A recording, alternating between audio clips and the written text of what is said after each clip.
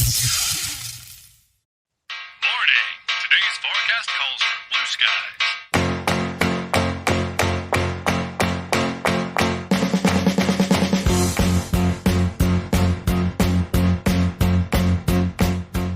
E estamos começando mais esse podcast Bacon. Tudo bem com você? Seja bem-vindo a mais um episódio do Bacon Podcast. O meu nome é Lucas e junto comigo estão os irmãos Monzambani, a Fernanda. E aí, gente, tudo bem? E também o Bruno. E aí, tudo certo? Bora pra mais um. Bora para mais um, estamos com ele aqui novamente. Ele que já é considerado da casa. Um quarto membro aí do Bacon Podcast. Sempre vem aqui para falar de literatura, né? Especialmente. Senhoras e senhores, Matheus Araújo, seja bem-vindo novamente. Opa, e aí, pessoal? Bom, que bom, membro da casa, gostei, né? Já tô me sentindo um freguês, não mais um cliente, né? Um freguês. Então, vamos lá, vamos falar mais um pouquinho sobre literatura que nunca cansa, né? Exatamente, né? E, enfim, né? Então vamos para os recados aqui, os recados iniciais. Galera que ainda não nos acompanha lá no Instagram, vai lá no @baconpodcastbr, se inscreve lá no Instagram para estar acompanhando os lançamentos, os episódios, enfim, né?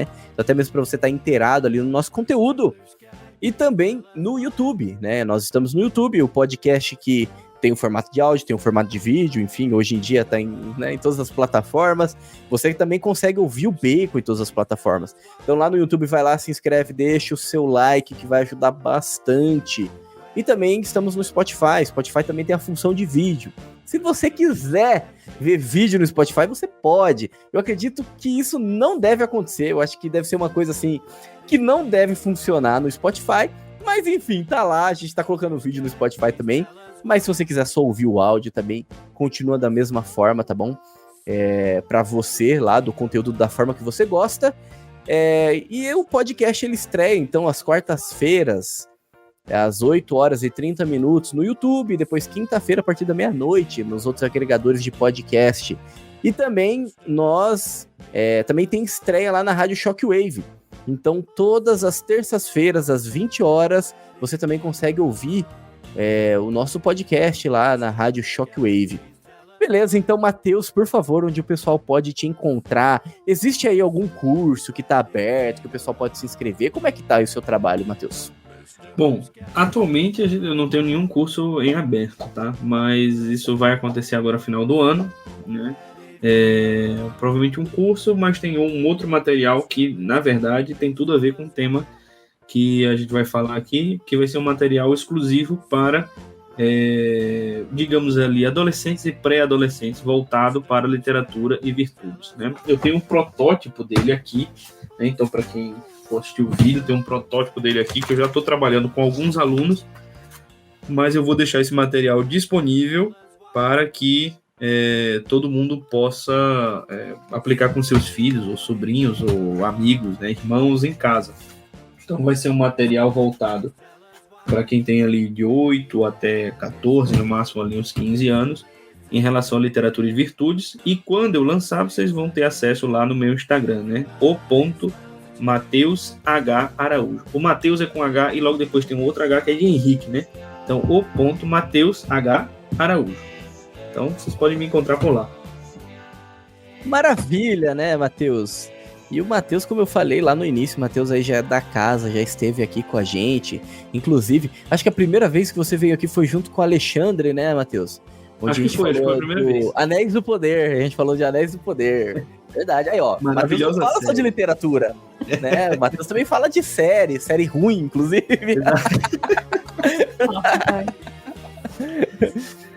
Mas a gente precisa trazer você pra falar de uma série boa também, Matheus, hein?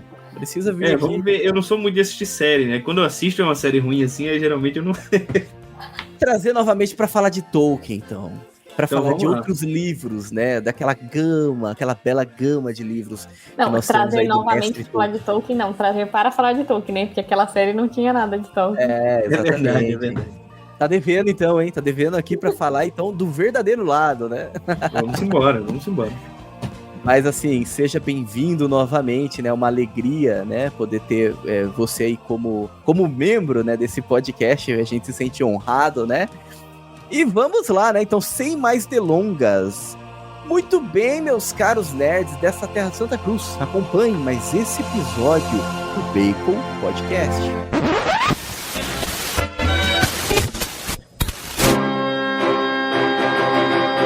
Bacon Podcast.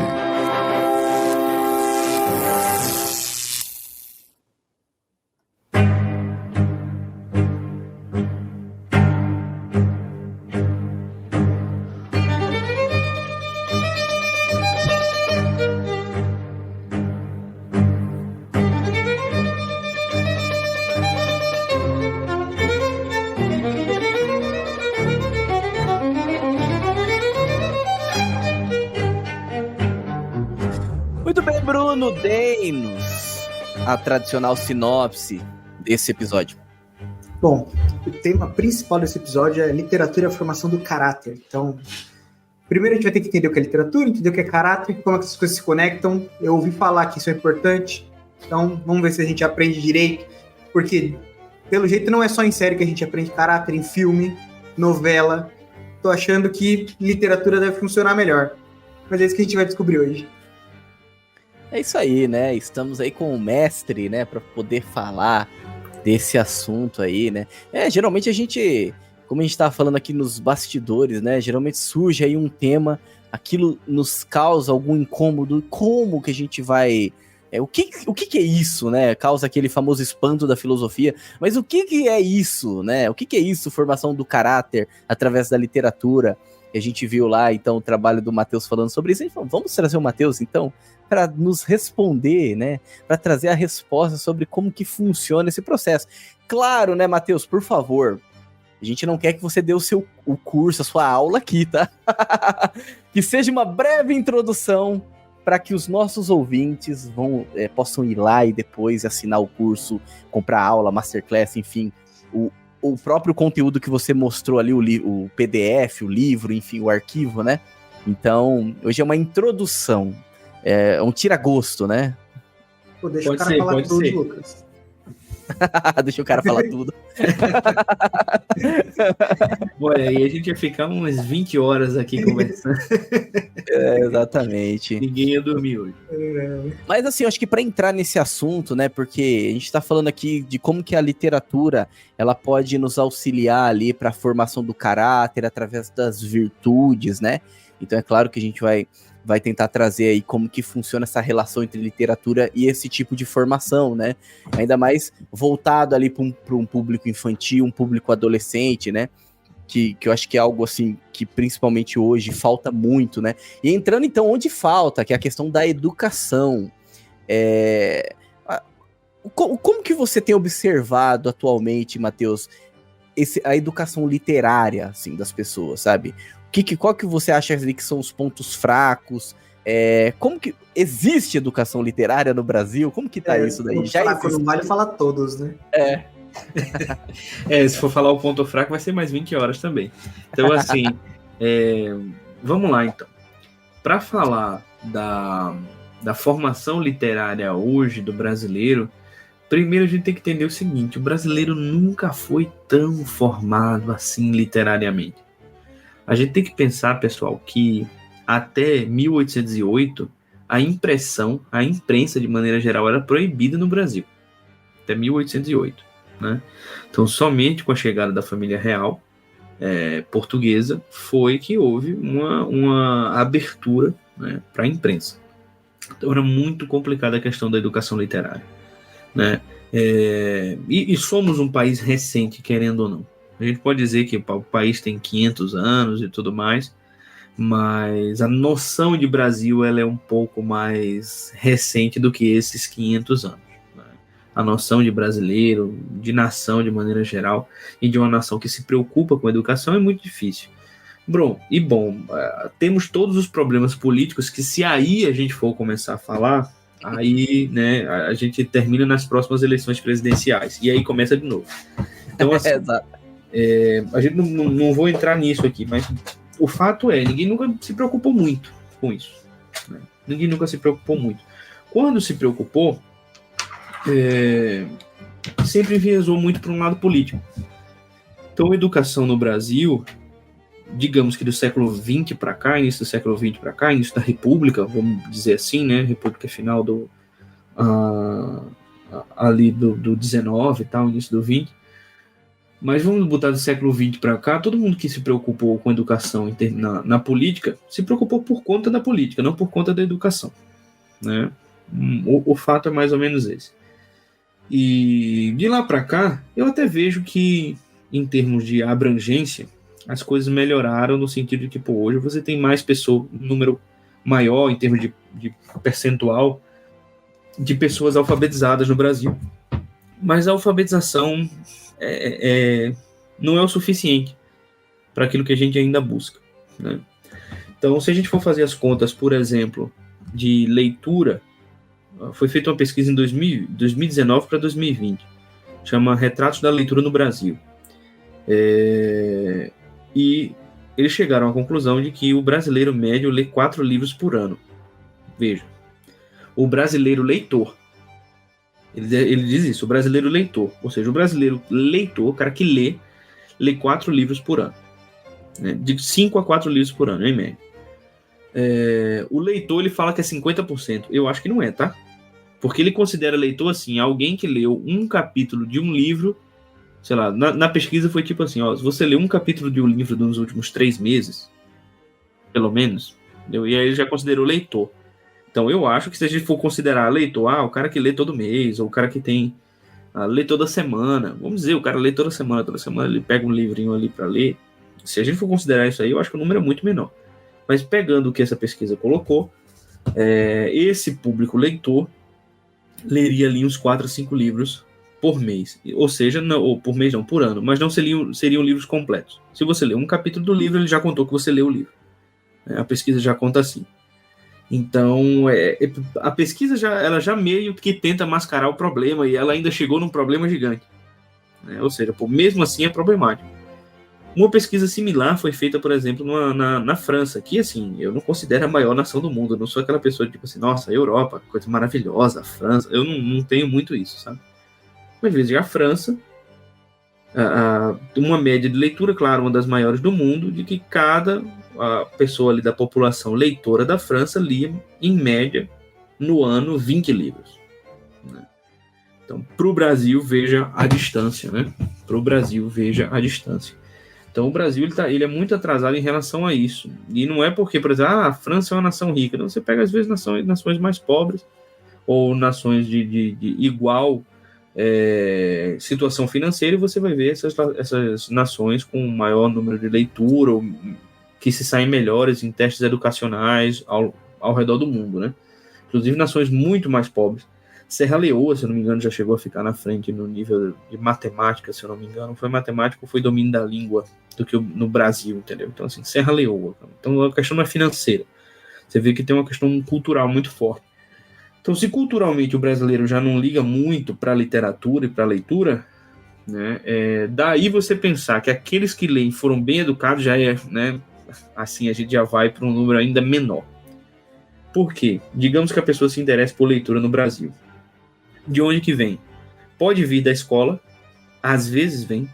Então, você achou um livro na biblioteca da escola, às vezes, geralmente é um professor que era muito bom. Se você começou a gostar de ler na escola, não era tipo assim, não, a disciplina era muito bem aplicada. Não, né? A estrutura do ensino é sempre muito boa. Não foi a estrutura, não foi a disciplina que foi bem aplicada, não foram os assuntos, talvez, que chamaram a sua atenção. Muito provavelmente foi um bom professor que mostrou a sua empolgação e você acabou se empolgando com a leitura também, né? Fazendo aí uma paráfrase ao Borges, o autor argentino, que ele dizia o seguinte, que não se ensina uma disciplina, se ensina o amor que você tem por ela. Ou seja, o professor, ele gostava tanto daquilo, ele mostrou tanta empolgação que você se empolgou também e passou a gostar. Geralmente é isso, né? Ou você começa a gostar por conta da internet, você faz um amigo, ou você passa no shopping e vem uma livraria, ou alguém te dá um livro de presente, você curte e tudo mais, ou você tem uma família que é leitora. Geralmente a família que lê ela consegue passar isso para o filho de um modo ou de outro, né? Então, esse foi o meu caso. Eu não gostava de ler na escola. Todos os clássicos que eu adoro hoje, eu odiava na escola. Então, Machado de Assis, nossa, que saco, né? Mas hoje eu adoro, mas naquela época eu não gostava. Eu comecei a gostar de ler mesmo por causa da minha avó, né? Minha avó que me apresentou a leitura, olha, os clássicos e tudo mais, você tem que ler. Eu me lembro deles usando essa expressão, olha, esses livros são clássicos, você precisa lê-los. Eu nem sei se ela sabia, assim, definir certinho, mas eu acho que veio aquela coisa na cabeça dela. Eu me lembro que ela me deu de presente o Volta ao Mundo em 80 Dias, do Júlio Verne, e depois me deu uma série de livrinhos, assim, que eram adaptações de As Viagens de Gulliver, Os Três Mosqueteiros. Eu me lembro muito desses três. E aí, depois, quando eu voltei para casa, eu estava em viagem, né, na casa da minha avó, ela era de Minas, voltei para Recife e comecei, todos os meus presentes eram livros. Você quer ganhar o quê de Dia das Crianças? Eu quero um livro. Você quer ganhar o quê de aniversário? Eu quero um livro. De Natal, eu quero um livro. Então, todo mundo foi me dando livro, e isso era bom, porque o livro era mais barato do que qualquer brinquedo, que era R$200, né? Então, você ia, um livro era R$30, todo mundo ficava feliz, quem ia dar o presente gostava. E o pessoal gostava, falou, olha, ele gosta de ler, então isso é uma coisa boa, né? Não é um brinquedo que ele vai deixar encostado depois de 2 meses e tal. E assim começou. Então, se você tem uma família leitora, isso é mais interessante. Mas isso também não garante que você vai ser bem educado literariamente. Né? Que você vai... Veja, eu tive tudo para não ser bem educado literariamente. Eu li todas as porcarias que vocês imaginarem na minha adolescência. Assim, são as coisas da pior forma possível. Assim, tudo que era de mal escrito, de fantasia barata, entendeu? De cópia de Tolkien descarada, só que mal feito, entendeu? Pronto, eu li tudo isso daí.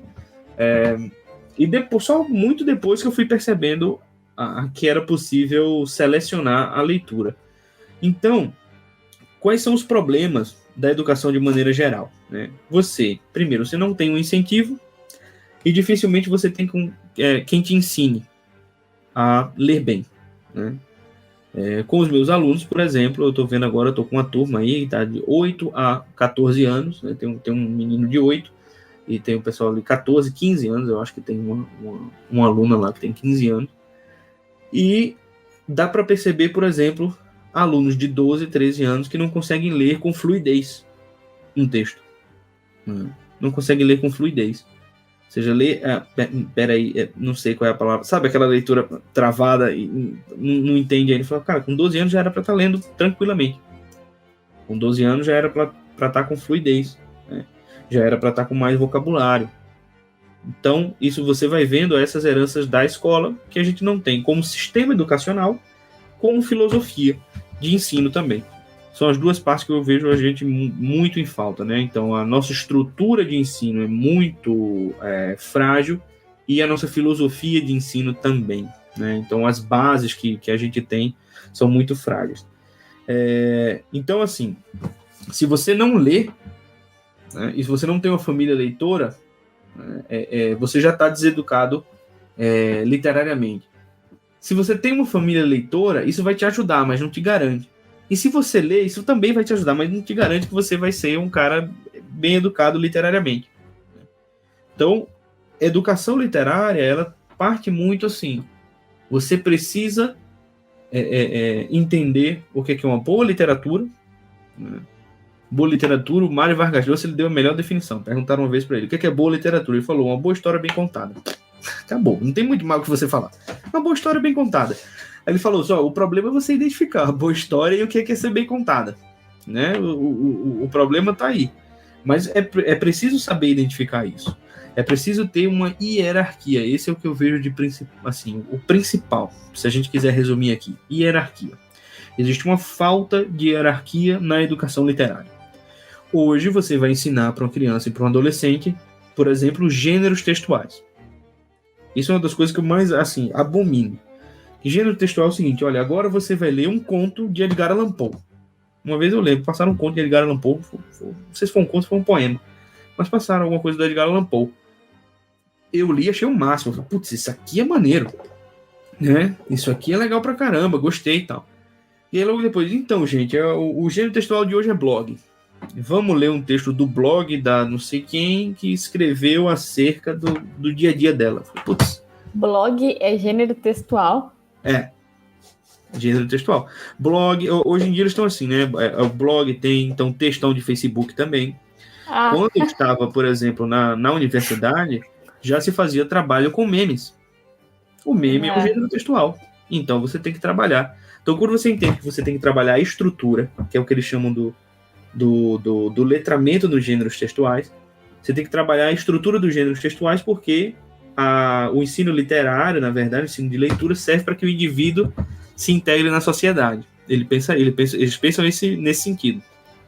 Então, eles vão ter que abranger o maior número de gêneros textuais e que estão presentes no dia a dia. Então, por exemplo, eles estudam hoje placa de trânsito, por isso que tem tirinha, por isso que tem música, porque o indivíduo vai estar dentro dessa sociedade e ele precisa conhecer todos os gêneros. Então ele passa por cima assim, vai dar uma aulinha de conto, uma aulinha de poema, uma aulinha de romance, né? Aí vai para placa de trânsito, vai para blog, vai para meme.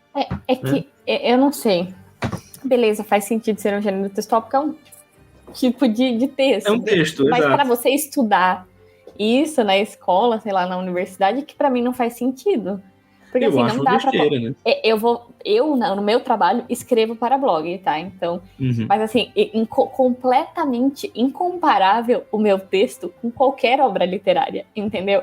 E eu não tô tentando ser nesse nível, não existe isso. Para mim é inferior, é obviamente inferior, não faz sentido isso pra mim. Não tem muita discussão, né? Mas infelizmente. Não era pra ter, pelo menos, né? Não era pra ter. Não era pra ter, né? Olha, na universidade eu até entendo, né? Por exemplo, eu tava pesquisando um dia desses e achei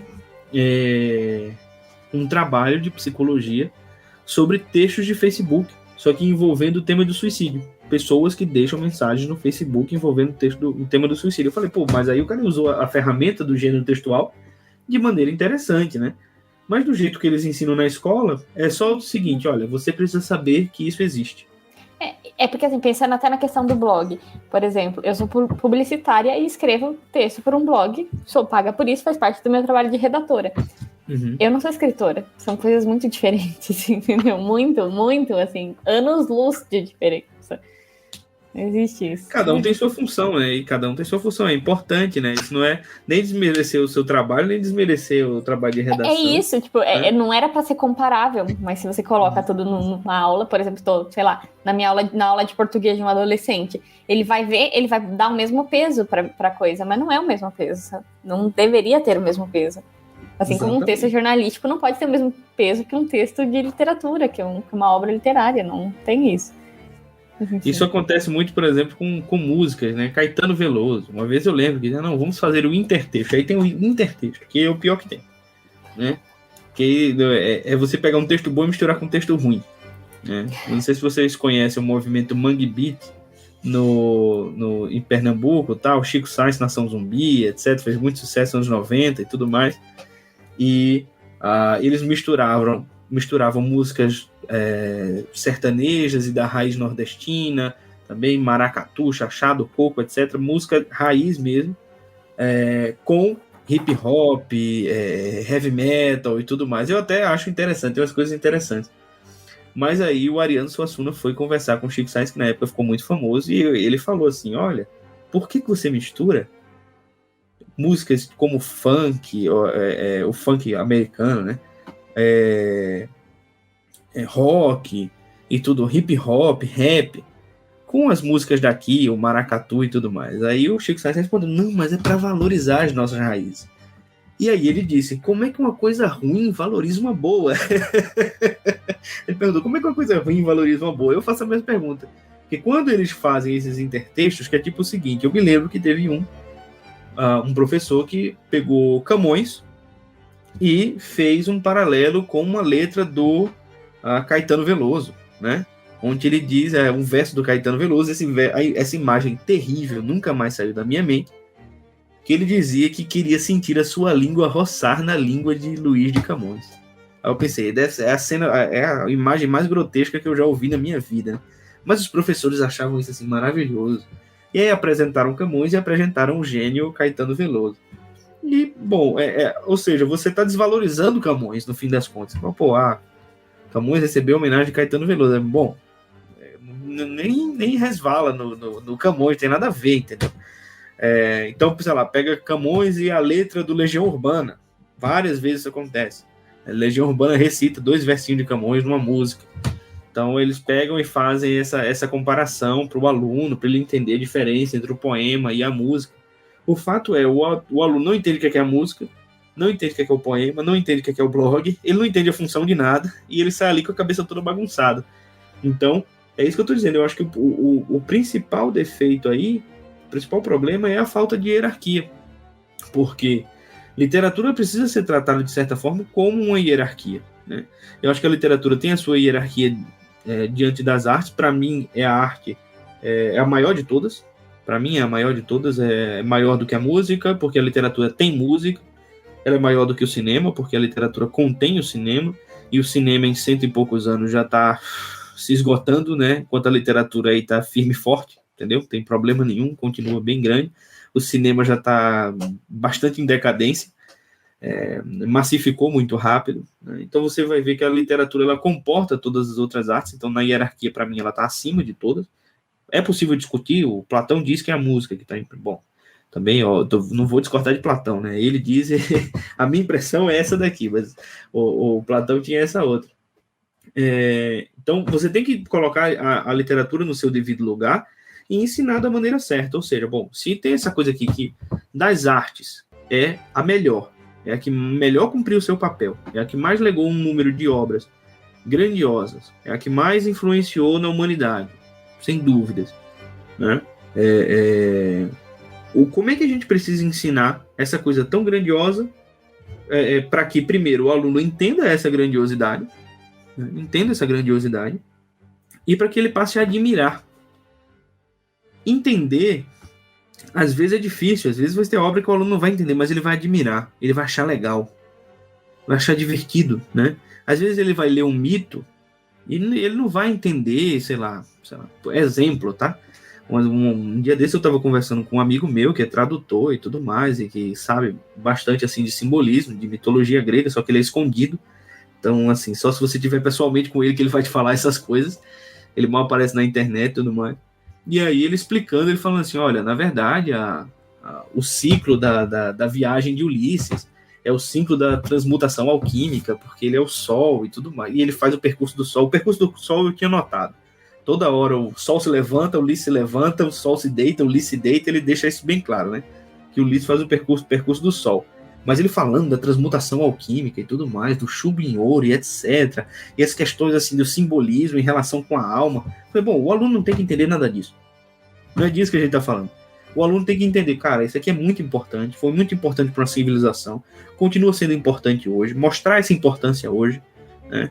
Então, mostrar a influência disso daí nos dias de hoje, o que é que restou de nós. Por exemplo, nós somos uma nação que somos descendentes de Ulisses. O Brasil é isso, né? Ulisses, o mito é que Ulisses, no final da vida, vai para Portugal e funda o Licipo, que hoje é Lisboa. Então, teoricamente, nós somos descendentes disso daí. Então, o cara já, putz, então isso aqui é, sei lá, o meu tataravô, né? O cara já vai começar a pensar isso, aí vai mostrando a relevância, vai mostrando a importância, e ler para o aluno de uma maneira que ele entenda, olha, isso aqui é legal. Além de tudo, isso aqui é muito legal. Além de tudo, isso aqui é muito divertido. Então, você mostrar na hierarquia, você fala, olha, aqui tem valores, tem virtudes, mudou a história do mundo, isso daqui foi fundamental para diversas civilizações, para diversas nações, isso tem a ver com a tua realidade hoje, ou seja, subir o nível, né? Levar o sarrafo da literatura, não que ele pegue um livrinho e diga, isso aqui é um livro, não, ó, isso aqui é uma coisa grandiosa, e você tem que escalar isso daí para entender essa grandiosidade. Então, para mim, o fundamental é perceber a hierarquia da importância da literatura, estabelecer essa hierarquia. Como a gente tem um sistema de ensino totalmente sem hierarquia, não existe educação literária no Brasil.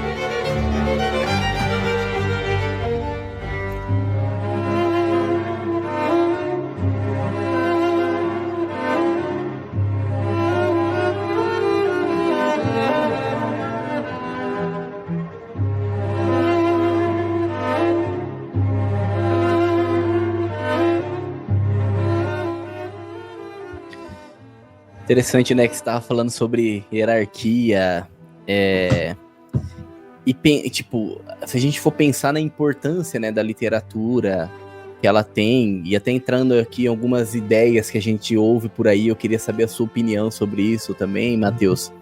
Que a gente entende assim, que a literatura, ela ajuda na formação do caráter, porque ela tem essa função também de mostrar a essência do homem, né? Então ela consegue representar a existência humana, existe até a expressão, acaba sendo um espelho da vida, né? E querendo ou não, grandes autores, eles conseguem, tanto que por isso que existem os clássicos, porque existem grandes autores que conseguem trazer temas que são atemporais, que são relevantes para todas as épocas, lugares. Então pensa que eles extraem da realidade isso, soma com a imaginação deles e transfere isso para o leitor, né? Então é como se o leitor, ele tivesse é como se expandisse, né, a compreensão da humanidade através da literatura mesmo. Você pensa assim também, Matheus? Você acha que é mais ou menos por aí mesmo? É mais ou menos por aí que você aprende ali sobre as virtudes? Porque se você vai expandir a compreensão da humanidade, você vai aprender sobre os vícios, você vai aprender sobre as paixões, você vai aprender sobre as virtudes também, né? Então você acredita que esse seja mais ou menos por aí o caminho? Olha, eu acho que é mais ou menos por aí, com ressalvas. Né? Com ressalvas, é mais ou menos por aí com ressalvas. Perfeito. Se colocou muito uma ideia, assim, principalmente no meio que a gente tá, e tudo mais, assim, a direita conservadora do Instagram, por mais que eu acho que vocês não estejam tanto nesse meio, eu acho que mais me associam a esse meio também, talvez vocês não tanto, mas se colocou muito a ideia de que, assim, ó, leia os clássicos e aí você vai se tornar mais virtuoso. Isso é um problema, porque, primeiro, porque nem todo mundo que lê vai se tornar mais virtuoso porque entendeu o que é vício e o que é virtude, né? Às vezes você sabe o que é vício e o que é virtude e você continua no vício. Isso pode acontecer, né? Somos humanos, então não é uma coisa assim. Se fosse tão fácil, Cristo tinha dito, olha, leiam muitos livros, que é isso que vai salvar vocês. E ele não foi isso que ele falou, né? Então, assim, existe essa dificuldade. A literatura, primeiro, ela serve porque o homem precisa de arte. Primeiro de tudo, o homem precisa de arte, o homem precisa criar, né? Quando a Bíblia diz que Deus fez o homem a sua imagem e semelhança, né? A semelhança no sentido de que Deus é um criador e nós também temos a tendência de criar, nós também queremos criar, né? Também queremos contar a nossa história. Como é que Deus cria as coisas? Pela palavra. Deus disse, haja luz, e as coisas aconteceram. Então Deus criou o mundo pela palavra. Nós também queremos criar mundos através das nossas palavras. É uma tendência nossa, é algo natural. A literatura existe primeiro por causa disso, que é algo natural, né? Literatura não começou quando o indivíduo começou a escrever livro. Não, quando a gente se juntou aqui, imagina, a gente é homem da caverna, se juntou aqui, então, gente, olha, hoje eu vi uma bola de luz descendo do céu. Uma bola de luz desceu do céu, bateu na árvore e queimou tudo. E os bichos começaram a fugir, tudo mais. Eu fiquei assustado, comecei a contar a primeira história, comecei a fazer literatura. Assim surge a literatura. Então, de uma maneira natural, é do homem, né? Então, a literatura surge assim, e aí depois é que a gente vai entender os propósitos dela, ou para que ela serve, né? Geralmente as coisas surgem numa inspiração, né? Às vezes surgem sem aquilo que a gente tira como conclusão dela. Hoje, por exemplo, a gente lê o Dostoiévski e fala, nossa, esse cara era um gênio, ele estava falando do futuro, da política na Rússia, da salvação da alma, não sei o quê. A motivação dele era, eu preciso escrever porque o editor que está aqui na minha cola está me cobrando minhas dívidas, entendeu? Tem uma mulher aqui enchendo meu saco, eu sou doente, eu preciso escrever, eu preciso ganhar dinheiro, né? Depois que ele escreveu, caramba, realmente, essa história fala a respeito de tudo isso. Então a literatura ela não surge, vamos dizer assim, com um propósito moralizante, nem sempre, nem em todos os casos. Às vezes surge sim, por exemplo, no caso de fábulas, as fábulas de Êxopo já vem com esse propósito, mas nem toda literatura é assim. A gente vai percebendo depois.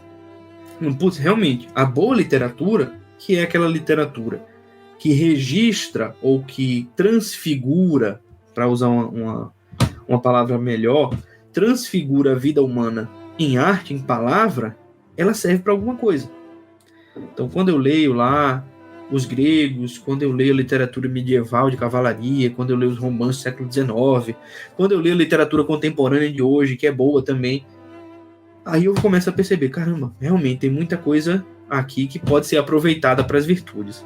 Mas nem todo mundo aproveita, né? Então tem sempre aquela pessoa que perde isso daí. Então eu vou dar um exemplo aqui para vocês, tá? De duas pessoas que eu conheci. Vocês já leram Madame Bovary, do Flaubert? Conhecem? Conheço, mas não li. Mas eu sei o que... Não estou fazendo a lição de casa, olha aí. Não, é. Eu sou brasileiro da pesquisa.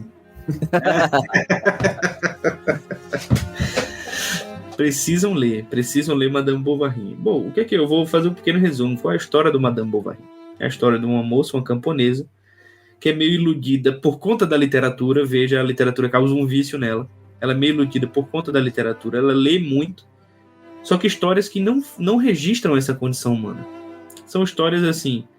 Quando a gente fala fantasioso, bom, a gente tá falando no meio que o pessoal gosta de Tolkien, né? Então, se eu falar fantasioso, vai soar mal. Então, assim, histórias mentirosas mesmo. Ou seja, que descrevem a realidade de um jeito que ela não é. Não, a realidade da natureza humana. A natureza humana não funciona daquele jeito que está naqueles livros. Então, são livros que falseiam a natureza feminina e masculina. Então, ela lê histórias sobre mulheres que querem um grande príncipe, e o grande príncipe chega, e então foram felizes para sempre. Aquelas coisas cheias de suspiros, cheias de amores, e aí termina tudo bem, né? Exatamente, foi exatamente assim, né? A gente casa e pronto, tá tudo bem. Não, a gente tá cheio de problema, entendeu? O problema vai começar ali, a coisa séria da vida vai começar ali mesmo. Então aí que você percebe que a vida tá se aprofundando. Mas durante um certo tempo a literatura não foi assim também. E a Emma Bovary, ela lia bastante, Emma só na época, lia bastante esses livros e ficava à espera do seu príncipe encantado. Veio Charles Bovary, que é médico do pai dela. O pai dela sofreu um acidente, todo mundo achava que ele ia morrer, e esse médico consegue curá-lo, e ela se apaixona por esse médico. Esse médico é meio bobão, tinha ninguém na cidade, se apaixonou por ela, foi lá, a ex-mulher dele havia morrido, se apaixonou por ela, foi lá, casou com ela, levou ela para a cidade. Na lua de mel ela pensa, nossa, eu acho que eu fiz besteira. Na lua de mel ela começa a pensar, nossa, eu acho que eu fiz besteira. Dali pra frente, ela começa a perceber, olha, o casamento não é nada disso que estava nos livros. Não tem nada disso com o que eu estava esperando. Eu achava que era uma coisa, na verdade é outra. Só que o que ela faz? Ela não vê saída. Ela começa a trair o seu marido. Começa num ascendente de traição, de luxo, de luxúria, de inveja, de ganância. E, bom, vou contar essa parte do livro, né? O fato é, ela termina muito mal. Ela se ferra como era esperado, né? É exatamente assim. Se você entra nessa daí, uma hora ou outra você vai se ferrar. O que é que acontece? Eu conheci duas pessoas que leram esse livro, duas mulheres que leram esse livro e resolveram assim, putz, eu acho que vai ser legal trair o meu marido. Por conta do livro, eu juro. Eu juro. Tá, eu conheci... Não, mas peraí. Não é possível que seja por conta do livro, porque o livro, ele fala exatamente o contrário. Tipo... Nossa... A ideia do livro é o contrário, e tipo, por exemplo, a primeira coisa que fica clara no livro é não dá pra confiar em romance. Exatamente. Esse romance adolescente que a gente lê não é real.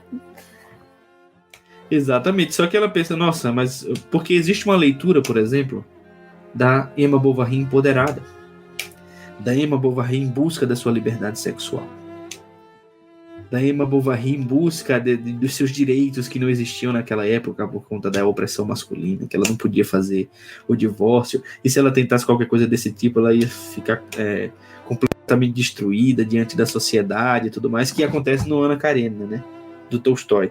Ana Karenina tem uma história parecida, ela começa a trair o marido, vai buscar o divórcio, só que a questão do divórcio, assim, movimenta tudo na sociedade, todo mundo fica contra ela sente essa opressão mesmo. Então muitos leem dessa forma, falam, nossa, ela não conseguiu porque ela não é oprimida, hoje eu posso. Muitos têm essa leitura. Aí veja exatamente o ponto aqui que é o central. A literatura, ela pode causar virtudes, ou ela pode nos apontar para virtudes, ou ela pode nos apontar para a formação do caráter, se, por exemplo, quando eu for ler, eu vou ter uma visão como a da Fernanda. Eu vou ler e vou passar, putz, não, realmente, o certo é esse, o errado é aquele. Por quê, Fernanda? Porque você, quando lê, você tinha uma base moral mais estabelecida. Não é? Você tinha uma base moral estabelecida. Você lê o livro, você entendeu. Não, olha, o certo é esse, o errado é aquele ali. Isso aconteceu por causa disso. Não é um livro que eu gostei, Exatamente porque eu falei, eu gosto de livros com finais felizes, e eu não gostei dela ter traído o marido. Falei, nossa, eu não sabia quando eu li, né? Eu falei, não é literatura que eu gosto só por causa disso. É um excelente livro, mas não é uma história que eu gosto. Porque é uma história triste, é uma história de traição, uma história que não mostra o melhor das pessoas, e sim o pior, infelizmente, né? Uhum. Mas é isso mesmo. Então, assim, se você for pensar direitinho, você vai ver, olha, a literatura ela aponta para as virtudes no sentido de descrevê-las, os vícios e as virtudes. Então, vou descrever essa personagem. Por exemplo, Fernanda, se você quiser ler outra coisa do Flaubert que tem um final mais feliz, você pode ler uma obra que chama Um Coração Simples, né, que o Carpeau dizia que era a obra-prima do Flaubert. O Flaubert, ele descreve a história de uma intercessão do Espírito Santo na vida de uma moça, nesse livro, né? É muito bonito. E o Flaubert era meio ateu, tá? O Flaubert, ele uma hora era ateu, outra hora ele diz, não, eu acho que Deus tem que existir mesmo. Ele não era muito bem definido, não. Mas é uma história muito bonita de uma moça que sofre muito, e o nome dela é Félicité, felicidade, né? Então, assim, é uma história muito bonita. E nesse livro você também percebe. E ele também escreveu a lenda de São Julião, o Hospitaleiro, né? Também escreveu uma versão de Santo Antão também. As Tentações de Santo Antão. Então, ele se pegava muito com esses temas. Então, a literatura, quando ela descreve a realidade, seja ela feliz, seja ela triste, e que tem muito, que eu acho que o século XIX foi bom, mas quando todo mundo começou a imitar, também não ficou muito legal, não, vamos falar dos defeitos. Já falamos muito das qualidades, vamos ficar falando dos defeitos. É todo mundo ruim, é todo mundo péssimo, é todo mundo mau caráter. Aí tem uma hora que enche um pouco o saco, né? Eu também tenho isso um pouco, Fernanda, assim, eu já li bastante disso aí, mas eu mostro um cavaleiro salvando a princesa. E coisa ruim, porque eu gosto muito de livros com finais felizes, porque assim, a imoralidade já tá aqui, né?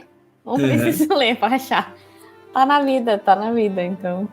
Então, esse é um outro ponto, né? Muita coisa, assim, a gente não depende só dos livros, né? Pra entender. A gente tem que ter essa parte por fora.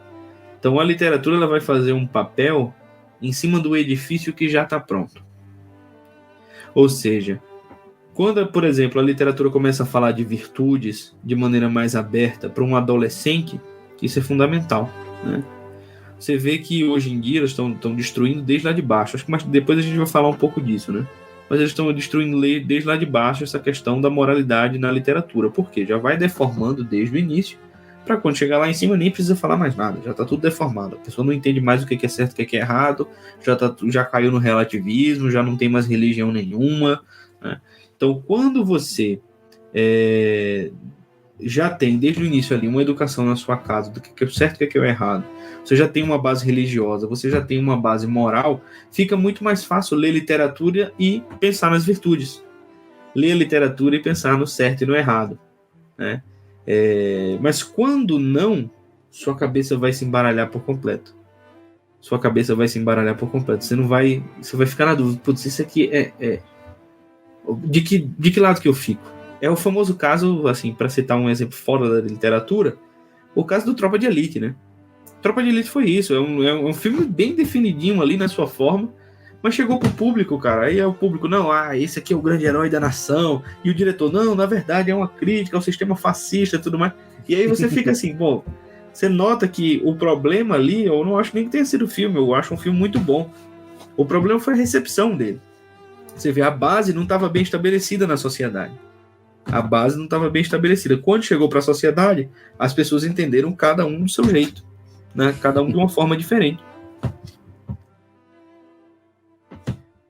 Exatamente. E até mesmo pensar que também tem um outro lado, né? Porque a gente fala da literatura, a importância de ler e de buscar, mas muitas vezes, se não tem essa base, né? Esse lado aí da base, por exemplo, eu posso ler com uma idade um livro, entender de uma forma e ler daqui 10 anos, entender totalmente diferente, entendeu? Peraí, mas eu deixei de extrair aquilo que eu poderia ter extraído, sabe? Então, tipo, você percebe que não existe uma regra, né? Uma regra específica, porque as coisas podem ser entendidas de forma diferente conforme a época que você está vivendo, o momento que você está vivendo. Tudo aquilo pode mudar, né? Então, Exatamente. Eu, por existe uma exemplo, forma, né? li um livro que hoje eu desprezo, mas eu li na adolescência, eu era meio revoltadinho, um livro que se chama O Evangelho segundo Jesus Cristo, do José Saramago. Já ouviram falar desse daí?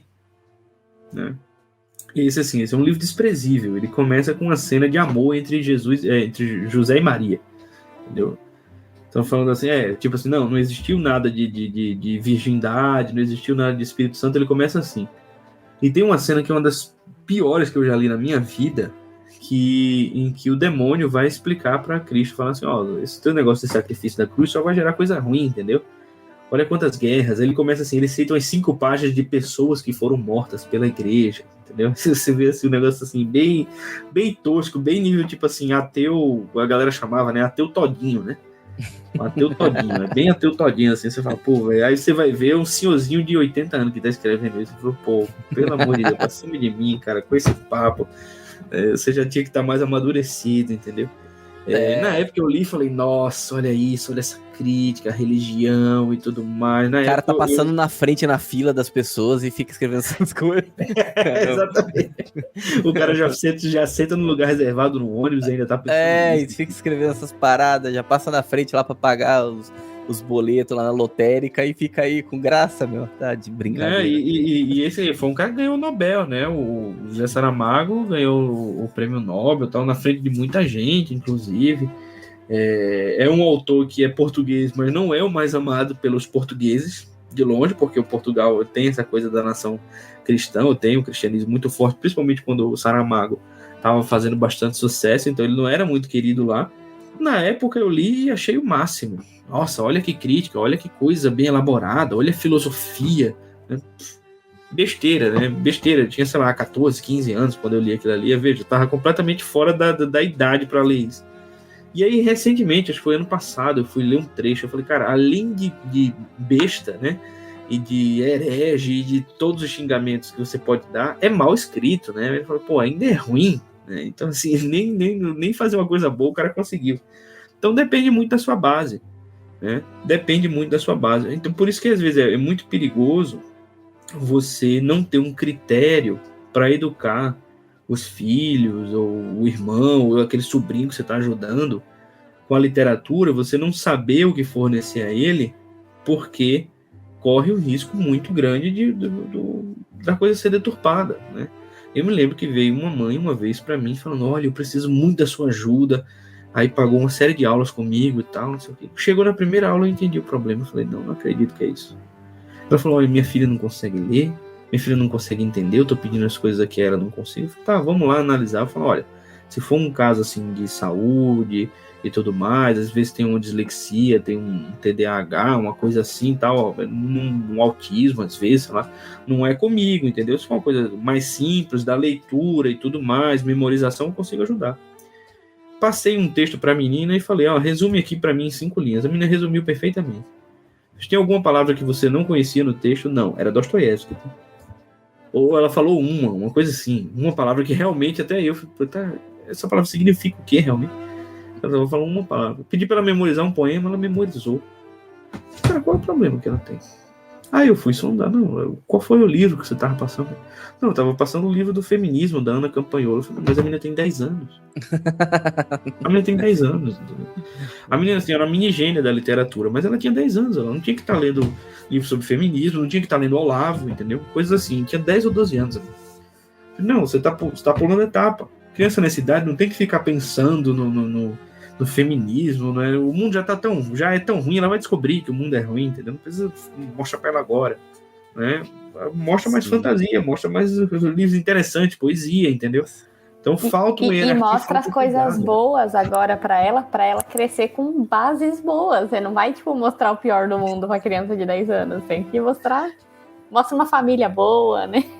Exatamente. É interessante a gente estar falando sobre isso, porque a impressão que dá recentemente é que direita, conservador, enfim, parece que é quase que uma ideologia ao contrário, quer pegar receitinha de bolo, quer pegar, literatura Sim. muda a vida. Pô, mas o que você leu, o que você entende da literatura, o quanto você aprofundou, o que você entende da vida? Qual é a base que você está dando, né? É muito disso que a gente está falando. Então, Então, no final das contas, literatura, a gente tá falando que literatura é para formação de caráter. Pô, mas o que forma o caráter é você educar, é você ser pai, mãe presente ali, trazer moral, virtude, religião, ensinar, né, sobre aquilo que de fato importa na vida. E a literatura, ela vai potencializar isso. Agora, se tiver tudo cagado, tudo assim, a criança não sabe nada, a pessoa, enfim, ela tá com a vida toda desestruturada, desordenada, a literatura, ela vai entrar onde ali? Ela vai fazer o quê nesse terreno, né? Essa palavra vai cair em qual terreno? Então, que fruto que ela vai dar, né? É muito complicado isso, porque hoje a gente vê toda essa questão de quase que uma doutrina ao contrário, né? E não entender de fato a alma humana, como que ela funciona e como que a gente lida com ela, que é a coisa mais preciosa que existe, né? Isso que você falou, Bruno, é perfeito até a gente falar um pouco sobre isso, porque é algo fundamental que eu digo aqui, que é o seguinte: literatura, pessoal, não é catequese.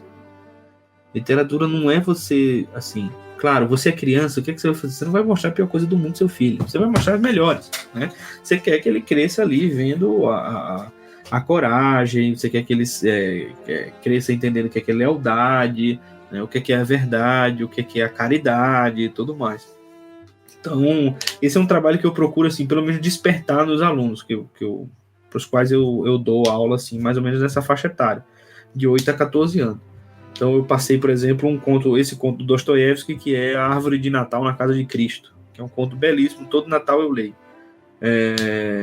E passei para eles e para falar de caridade, justamente a falta de caridade, né? No final, é uma criancinha que está passando fome na Rússia e ela vai sendo maltratada, ela vai pedir uma ajuda, ela vai pedir, na verdade, que ela entre numa casa lá e tudo mais, porque ela tá com frio, tá sem roupa, a mãe dela morreu. E aí vão lá e jogam R$1, assim, para dizer uma caridade, sabe? Uma moedinha, assim, para ela e tal. E no final do conto, a criança morre de frio. Quando ela morre, sem ter um Natal, porque ela queria ter, ela fica olhando, assim, para as janelas e para as vitrines, e fica olhando a árvore de Natal, e fica olhando os bonecos e tudo mais, e as ceias, e ela queria uma coisa assim. Ela não queria dinheiro. O pessoal ficava oferecendo dinheiro para ela, e tem uma hora que batem nele e tudo mais. E ele morre. Quando ele morre, ele acorda no paraíso. E aí Cristo diz: não, na verdade, todo Natal eu faço uma festa de Natal para as crianças que não tiveram Natal na Terra. E aí a gente usou esse conto para falar de caridade. Então aí as crianças, realmente, professor, a gente tem que ser caridoso. E como é que você pode ser caridoso? De que modo que você pode fazer a caridade e tal? O que é caridade? Então pesquisem o significado disso. Passei uma pesquisa para eles. Pesquisa o significado disso. Tenta entender como que você poderia fazer e tudo mais. Então existem formas de você fazer isso para a criança, que é uma forma que envolve muito mais a moral, porque a criança está justamente nessa fase de se estabelecer, né? Quando essa fase já está mais ou menos estabelecida na idade adulta, qual é o problema aí, entrando no que o Bruno falou? É que é o problema de você pensar justamente nessa receita de bolo, né? Nessa coisa, olha, literatura tem que mostrar um lema que é super certo, mas a galera fala tanto que eu passei a odiar: a bondade, a verdade, a beleza. Fala, não fala mais disso, cara. Vocês já distorceram o negócio. Não é disso que eles estão falando, né? Quando Aristóteles, por exemplo, fala lá no segundo parágrafo da Poética, primeiro capítulo, que é possível obter a beleza até mesmo de cadáveres putrefatos. Ele fala isso, logo no início da Poética. Por que ele fala isso? Assim, olha, você pega um quadro que mostra uma cena horrível, né? Isso pode ter a sua beleza. O quadro da cabeça de João Batista, né, pintado por Caravaggio, uma cena horrível, mas tem a sua beleza, né? O Shakespeare às vezes tem cena assim, morre 10 pessoas, uma chacina gigante, né? Você pega Tito Andrônico, o final de Hamlet, Macbeth morre gente a cada capítulo, sai escorrendo sangue ali, né? Você fala, cara, mas isso aqui é belíssimo, como é que ele faz isso? Então a beleza não é só você mostrar coisas boas, principalmente quando você já está adulto. Às vezes você mostrar o lado ruim, você também mostrar o lado bom, você mostrar a realidade do jeito que ela é. O Shakespeare faz muito isso. Ele mostra, às vezes, o pior lado da pessoa e daqui a pouco tem um heroísmo assim, que você, cara, de onde foi que isso saiu? Né? Então você tem personagens assim, um autor que faz muito bem isso, e as pessoas, eu acho que precisam ler esse livro. Não é nem um livro, é um conto, né? Chama A Hora e a Vez de Augusto Matraga. de Guimarães Rosa. No dia que os católicos descobrirem esse conto, eles vão começar, vai todo mundo começar a falar desse conto na internet, vocês vão ver, né? A Hora e a Vez de Augusto Matraga, que é a história de um homem que só fez besteira a vida inteira, né? Não foi nada, não foi ninguém. No último instante de vida ele decide, cara, eu vou ser o Marte. No último instante de vida, eu vou me sacrificar para alguém, né? Então, A Hora e a Vez de Augusto Matraga. Então, assim, a literatura ela tem que mostrar essas coisas. Às vezes ela tem que mostrar o lado ruim, às vezes ela tem que mostrar o lado bom, e ela não tem que fazer panfleto. Muitas vezes se fala assim, olha, mas a literatura falou mal da igreja, que tal livro falou mal da igreja, tal livro falou mal da fé. Não, às vezes ele está falando do personagem, e a gente tem que entender, a gente tem que aceitar, a gente tem que perceber que a literatura está falando do humano, quer queira, quer a gente não queira, né? Que a gente gosta, que a gente não gosta, quer concorde ou não concorde com a gente.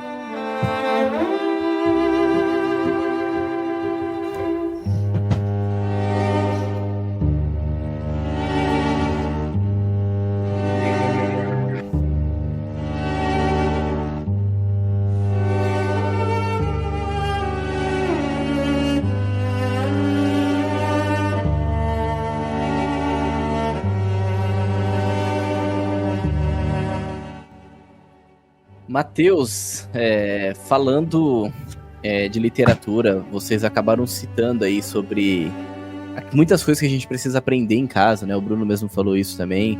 Eu acho que você também falou de alguns contos, mas o papel importante também dos contos de fadas nisso tudo, né? Os contos de fada, como que eles ajudam, né? No desenvolvimento das virtudes, no desenvolvimento do caráter. E hoje a gente tem observado muito essa distorção, né, dos contos de fadas. Eles estão invertendo os valores, né, estão mudando totalmente, tornando aquilo que era para ser para criança uma coisa adulta. Então, enfim, estão mudando tudo, né? Você acha que isso traz algum impacto, né, nessa parte da educação? E também um outro ponto também que eu já queria levantar você já continue falando sobre esse assunto também, é que muitas pessoas também falam da questão da jornada do herói também para o desenvolvimento do caráter, né? Então o herói ali que se desenvolve durante a sua jornada, e também isso também pode nos ajudar também no nosso desenvolvimento. Esses dois pontos. Bom, vamos lá. A questão dos contos de fadas é interessante porque depende do que se chama de contos de fadas, né? Geralmente quando a gente pega a definição do Tolkien, eu acho que é uma definição mais certeira, mas mais ampla, né? Muita gente não consideraria, por exemplo, o Sir Gawain e o Cavaleiro Verde uma literatura de conto de fada, mas segundo a definição do Tolkien, Então a gente poderia colocar ali literatura medieval, né? Mas pode ser considerado conto de fadas. Mas o conto de fada como formador de leitores e formador de caráter, utilizado como forma de leitura para crianças, no sentido de que a criança perceba o bem e o mal, e etc., ele começa ali século XVIII, XIX, né? De maneira mais forte. Século XVIII, século XIX. Ele começa a se estabelecer mais com os irmãos Grimm, com o Hans Christian Andersen, e depois com Andrew Lang e tudo mais. O próprio Tolkien, né, admite que leu os livros do Andrew Lang, em especial o fabuloso Livro Azul, né? Esse, se eu não me engano, acho que era o favorito do Tolkien, quando criança, né? Então, assim, e são as histórias que a gente sempre ouviu, né? Sei lá, os Cachinhos Dourados, entendeu? Esse tipo de coisa, né? Chapeuzinho Vermelho, você pega, são as histórias que a gente sempre ouviu. Os contos de fadas, eles carregam de início essa coisa que o próprio Tolkien fala. É para criança, mas o adulto também aproveita muito, o adulto também entende muita coisa, né? Eu vou falar isso aqui, não vai ter problema. Eu acho que não vai ter problema, não. Acho que ninguém do outro lado, vamos dizer assim, dos esquerdistas, chegou até aqui no podcast, né? Até essa minutagem do podcast, acho que não chegou, então. Então, a gente tá falando de tanta coisa que eles já devem ter abandonado antes. Deve ter parado lá quando eu comecei a criticar o negócio dos gêneros textuais e da música do Caetano Veloso.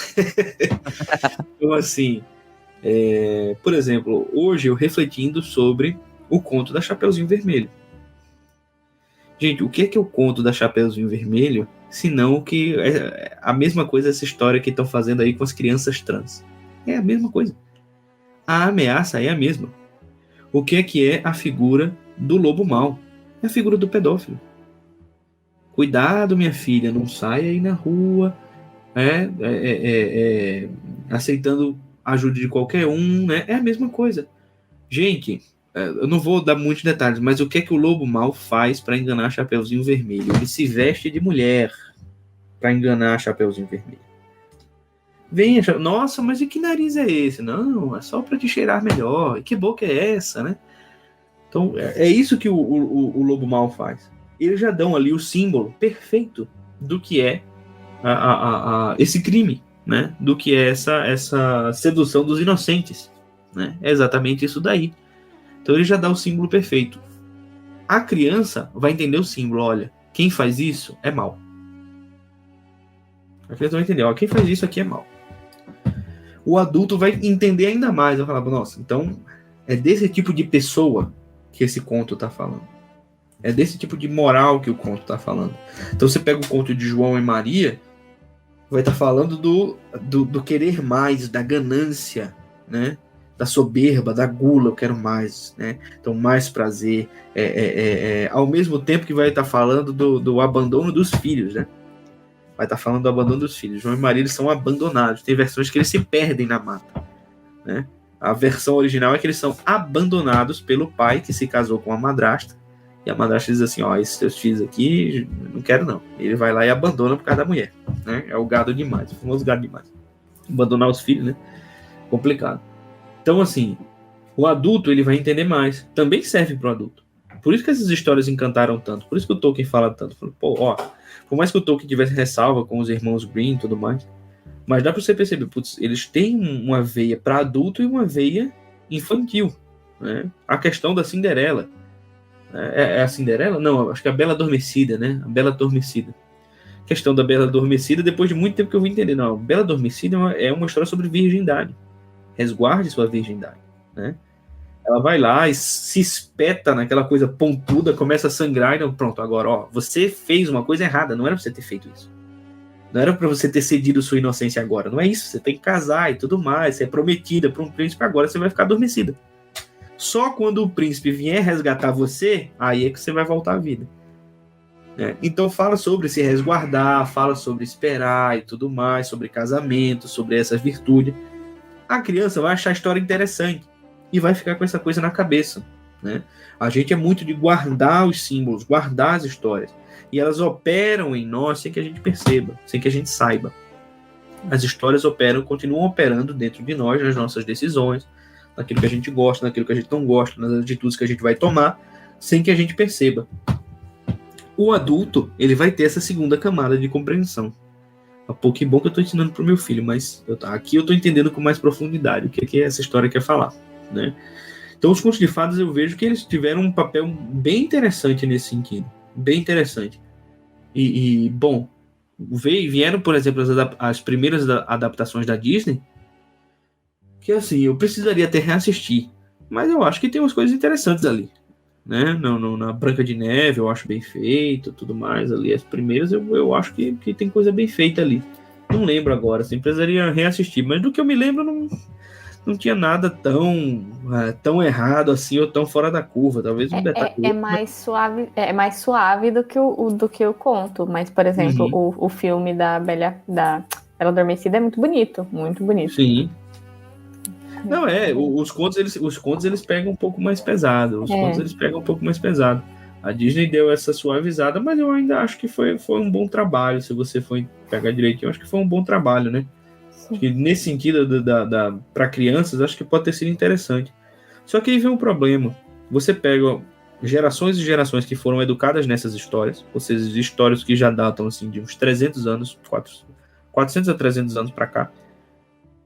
Gerações que foram que encarnaram essas histórias viveram durante gerações, né? Então aqui todo mundo conhece essas histórias. Eu falo de Bela Adormecida, de Branca de Neve, todo mundo conhece essas histórias. De Caixinhos Dourados, todo mundo sabe. E aí vem uma nova onda de distorcer tudo isso, né? Veja, a quem interessa falar agora a história do lobo que não é mau? A quem que essa história serve? Da Malévola. Nossa, da Malévola pra mim foi, porque eu gosto muito da Bela Adormecida, eu cresci assistindo, e aí a Malévola foi sofrido pra mim. O filme da Malévola é terrível, né? Eu acho até mal feito, né? Uma coisa meio tosca aquilo ali. É o propósito. A quem que serve o propósito da Malévola, né? Da bruxa, que agora não é mais má. Agora ela é boa assim. Agora ela resolveu ser boa. Só que ninguém entendeu a coitada. Não é que eles são maus, é que ninguém entendeu, né? É tipo o demônio. Não, o demônio não é tão mal, é só que ninguém entendeu ele, sabe? Coitado, ele queria ser compreendido. Não é que ele queria ser compreendido, ele queria o mal mesmo. Então, a quem que essas histórias servem, né? A história agora, a adaptação recente da Cinderela, e você mudar tudo assim que tem no original, mudar as mensagens, refazer as mensagens, atualizar as mensagens. Veja que, no fim das contas, as mensagens do original estão muito mais atualizadas. A pauta da diversidade daqui a 30 anos morreu, né? Já vai ser outra coisa, né? Ou já vai estar totalmente estabelecida, ou já vai vir uma nova história aí que não, agora é o contrário da diversidade, porque tem muito isso, né? Às vezes você começa, não, é a diversidade, daqui a 15 anos depois, não, é o total oposto. Então ninguém sabe. Então daqui a 30 anos a pauta vai ser outra e o filme vai estar totalmente desatualizado. E vai estar atualizada a história anterior, porque vai continuar existindo esse tipo de coisa, né? Então, quando a gente recorre a contos de fadas, outras histórias que eu gosto muito são os contos tradicionais.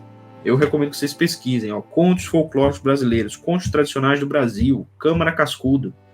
Peguem Câmara Cascudo, que tem muitos contos folclóricos, muitos contos tradicionais, que são muito interessantes. Ele descreve toda a história e depois diz, essa história aqui eu escutei de uma senhora que era ex-escrava na cidade do não sei onde, ela me contou, dizendo que o avô dele contou essa história para ela, entendeu? Então, assim, ele faz um registro das histórias brasileiras, assim como o Teófilo Braga tem um livro chamado Contos Tradicionais Portugueses. Isso você tem tudo na internet, isso aí, né? Do Teófilo Braga você tem tudo na internet, do Câmara Cascudo dá tudo para comprar. E eu li vários desses daí com os meus alunos, eles adoraram. E são histórias que, além de... eles são uma espécie de, vamos dizer assim, os nossos contos de fadas. A gente tem esses contos de fadas britânicos, né? Alemanha, Inglaterra, tudo mais, Irlanda, etc. Mas a gente também tem as nossas versões, né, desses contos de fadas, são os contos tradicionais portugueses, contos tradicionais brasileiros, que são muito interessantes, né? São muito interessantes e que valem a pena ser lidos, e valem a pena ser lidos para crianças. Não abandone, por exemplo, Monteiro Lobato. Monteiro Lobato também é uma espécie de conto de fadas brasileiro também, e também serve para a gente. Se você está vendo hoje essa alteração aí dos contos de fadas, eu vejo que é muito por conta de, assim, olha, eles realmente estão querendo mudar alguma coisa no nosso caráter. E estão indo direto nas crianças. Porque sabe que vão plantar nas crianças, daqui a 30 anos eles colhem. Né? Então é sempre assim. Então eu vejo isso de uma maneira muito preocupante mesmo. Certo. E falando então da jornada do herói, e no desenvolvimento do caráter, né? A gente consegue aprender também com um herói que se desenvolve, que aprende, que cresce, que apanha, que volta. Enfim, com toda aquela jornada que a gente já tá cansado de ouvir, né?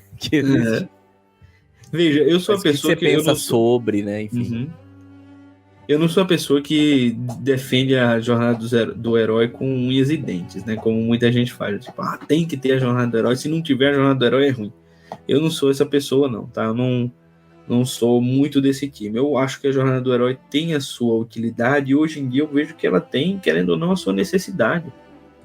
Né? Assim, meio que você... Putz, às vezes eu só queria uma história normal, sabe?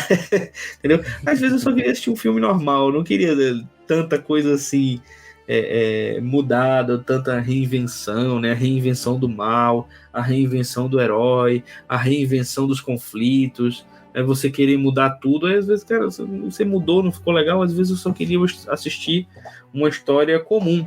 Atualmente eu tô assim com a literatura também, né? Aquela coisa que a Fernanda tava falando, putz, a história é triste e tal. Eu já li tanto isso daí que hoje eu tô, putz, eu queria ler a história de um cavaleiro que fosse salvar uma princesa, entendeu? Matasse um dragão, aquela coisa simples de sempre, que às vezes que a gente precisa, né? Que a gente tem essa necessidade. A jornada do herói eu vejo que era o seguinte, que ela sempre foi importante, porque ela sempre esteve presente. Você pega, desde o início lá dos mitos, ela esteve presente, né? Se você pega o próprio Evangelho, ele tem uma certa estrutura de jornada do herói. Tem estrutura de jornada do herói, né? Você tem a hesitação do Cristo no deserto. Você tem o mundo comum do Cristo, depois você tem a hesitação do Cristo. Você tem a morte, o retorno com Elixir. Você tem esses passos da jornada do herói no próprio Evangelho. Então, isso é uma estrutura de história que é comum, é normal, né? É uma coisa assim, é o jeito como a gente conta. É assim que as coisas acontecem, né? Mas hoje em dia se reinventa tudo. Hoje em dia se muda o básico, né? Inclusive, eu tava lembrando aqui, inclusive um amigo, né? O mesmo amigo que tava falando lá da Odisseia, ele comentou isso acerca do Game of Thrones. Falou, quer ver um erro muito, muito grande assim no Game of Thrones que não faz o menor sentido? É o Jon Snow, depois que volta à vida. Geralmente, quando você volta à vida, você faz o quê? Não, você volta e, putz, cara, eu vi. Olha o que tem do outro lado, eu voltei à vida, isso é um milagre, eu tenho que fazer as coisas. Ele volta pistola, né? Não vou fazer mais nada. Cara, não faz sentido. Quem foi a pessoa que voltou à vida e disse, não quero mais? Quem foi a pessoa que fez isso? O cara ressuscitou. Então, assim, não segue nem... às vezes, a jornada do herói, ela é a consequência lógica das coisas, né? Então, um certo retorno à jornada do herói, eu vejo como um retorno às histórias naturais, às histórias que sempre se contaram. Um autor que eu já citei aqui hoje foi o Borges, né? Ou Borges, Jorge Luiz Borges, ou Jorge Luiz Borges, se a gente quiser ficar no português. Jorge Luiz Borges. Ele cita num ensaio dele, que é muito interessante, ele diz o seguinte, olha, foram 3 as histórias que sempre foram contadas. A Ilíada, a Odisseia e os Evangelhos. Falou, tudo vem daí. As nossas histórias vêm dessas 3 coisas.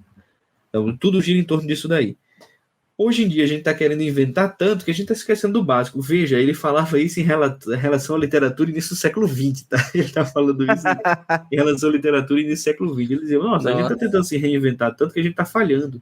Ele diz que o romance do século XX é um gênero falido. Ele fala, o romance é um gênero falido. Ele falando naquela época. Caramba. Aí a gente vê hoje, cara, imagina o que o cara falaria hoje das histórias de hoje, dos filmes. O que é que ele defende? O que é que ele vai defender? Ele diz, olha, sabem quem resguardou as verdadeiras histórias no meu tempo, no tempo dele, né, no caso? Ele vai dizer, os westerns de Hollywood. Ele vai falar, Hollywood foi o grande bastião que salvou a épica dos nossos tempos, que vai ser os westerns. Eu falei, caramba, olha o que é que Hollywood era, olha o que é que se tornou. O Borges, assim, falando, olha, o western é o que traz a épica, é o que traz aquela coisa do mito, é o que traz aquela coisa do herói, das virtudes antigas que a gente está esquecendo, né? E o Borges era ateu, tá? O Borges era ateu, ele fala, cara, a gente está esquecendo dessas coisas básicas. O homem pede por isso, a gente pede por isso daí. Então, eu vejo a questão da jornada do herói, eu não defendo que assim, todas as histórias têm que ter jornada do herói, se não tiver é ruim. Isso aí eu já não acho. Mas eu vejo que a gente precisa de coisas novas que funcionem mais ou menos dessa forma, de uma forma simples. Eu mesmo, até como escritor, meu livro vai sair início do ano, né? Fevereiro, mais ou menos, por aí, meu livro de contos. Ele não tem muito isso, assim, tem, uma coisa ou outra ele tem, né? Não deixei de colocar. Mas eu não pensei muito nisso. Atualmente eu já estou começando a pensar. Eu fiz, cara, como é que eu posso pensar numa história, assim, envolvendo a nossa realidade, que tem um pouco de fantasia, que tem um pouco de virtudes, que volta essa coisa mítica e tal. Será que eu conseguiria criar algo assim? Eu tive algumas... Não vou revelar, porque vai que alguém assiste. Legal. Mas eu roteirizei umas coisas assim. Pois eu acho que dá para escrever isso aqui, aquilo lá. Legal. Comecei a me preocupar com isso, porque realmente a gente não tem mais. Não é? Tá em falta. E eu acho que sempre precisa ter. Não é obrigado que tudo seja assim, mas eu acho que sempre precisa ter. Porque são as histórias comuns, né? Os 12 passos da jornada do herói, que eu acho que o Vogler fez melhor do que o Campbell, tá? Na minha opinião, o Vogler ele sistematizou melhor em 12 do que o Campbell, que faz em 16 passos, se eu não me engano. Porque o 12 é o símbolo da coisa cíclica. São os 12 apóstolos, são os 12 signos do zodíaco, né? Tudo é 12, 12, 12. Então, assim, o 12 é o símbolo daquela coisa cíclica, da jornada natural do homem. Então a gente tem que sempre reviver essa jornada, reviver essas mesmas histórias. A gente gosta disso. Se a gente quiser aprender quem a gente precisa voltar para as bases. Então eu vejo uma certa necessidade, sim, da jornada do herói, principalmente para criança e adolescente, mas para a gente, né? Quando foi a última vez que vocês foram assistir um filme de herói, sei lá, simples, vocês disseram, pô, agora eu gostei, esse foi legal. Eu não lembro, eu não lembro mais, entendeu? Eu não lembro qual foi a última vez que eu assisti um filme simples de herói que contasse, pudesse ter ali a jornada do herói, que eu aprendesse umas certas virtudes, que eu visse uns personagens bons, outros ruins, bem e o mal, só que é uma coisa bem feita, bem escrita, criativa, né? Tá difícil, né? Então eu acho que a gente tem que voltar, assim, isso é um apelo não só para leitores, mas também para criadores, né? Quem quiser fazer, quem quiser escrever, a gente tá precisando. Eu tento ajudar, eu tenho uma turma aí com escritores, tenho ajudado algumas pessoas que têm algumas ideias assim, eu falei, vamos lá, bota para frente, vamos tentar trabalhar isso, porque tá em falta. Isso aí tá em falta mesmo. É isso, né? Muito bom, muito bom. Encorajar as pessoas a escrever sobre o comum, né? Então, e querendo ou não, a literatura que cativa é a literatura que mais se parece com a gente, né? O homem comum, é isso, né? As coisas comuns da vida, né? Seja numa literatura que seja fantasiosa ou não, né? Mas as coisas comuns.